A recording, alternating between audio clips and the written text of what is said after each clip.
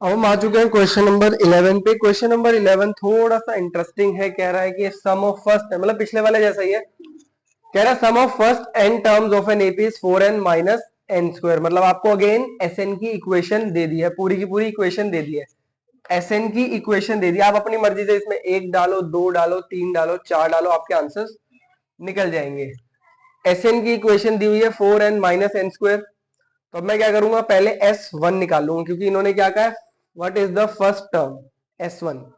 आप एक चीज सोचो, S1 और A1 में कोई फर्क होता होगा ना। अरे sum of first term, sum of first term मतलब पहली टर्म का सम, तो पहली टर्म ही तो होगी।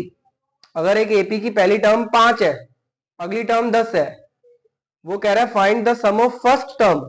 फर्स्ट टर्म तो फर्स्ट ही है ना, 5 ही तो आएगा पहली टर्म का, तो मतलब फर्स्ट टर्म तो S1 ही होती है। What is the sum of first two terms, फिर S2 निकालने के लिए कह रहा है।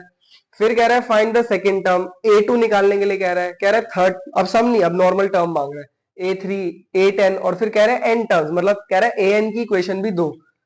शुरू करते हैं पहले Sn की इक्वेशन में 1 पुट करते हैं, S1 हमारा 3 आ गया, मतलब कि हमारा A भी कितना हो जाएगा 3, क्योंकि सम ऑफ फर्स्ट टर्म तो पहली टर्म ही तो होगी।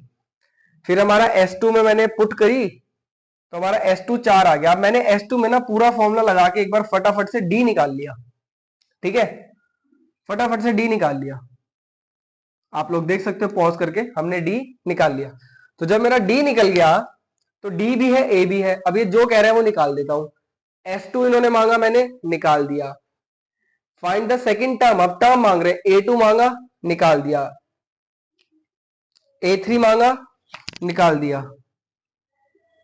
A10 मांगा, निकाल दिया। आप लोगों को समझ आ रहा है ना कि मैं A3 में A प्लस 2D क्यों लिख रहा हूं, क्योंकि A plus n minus one d होता है। फॉर्मूला क्या होता है, AN is equal to A plus n minus one d, ये फॉर्मूला होता है। तो मैं अपने आप ही, n तो 3 है हमारा, तो 3 में से एक अपने आप दिमाग में माइनस करके 2 लिख रहा हूं पहले ही। और ये हम कई बार अब कर चुके हैं, अब आपको पता होना चाहिए कि A10 मांग रहे हैं तो A प्लस 9D लिखा जा सकता है। ठीक है, फिर उसने AN की इक्वेशन मांग ली, इक्वेशन निकाल दी मैंने। फिर दोबारा इक्वेशन में एन की वैल्यू नहीं मांगी, उसने कहा है कि AN की एक इक्वेशन निकाल दो n टर्म्स का, तो मैंने एक इक्वेशन निकाल के छोड़ दी।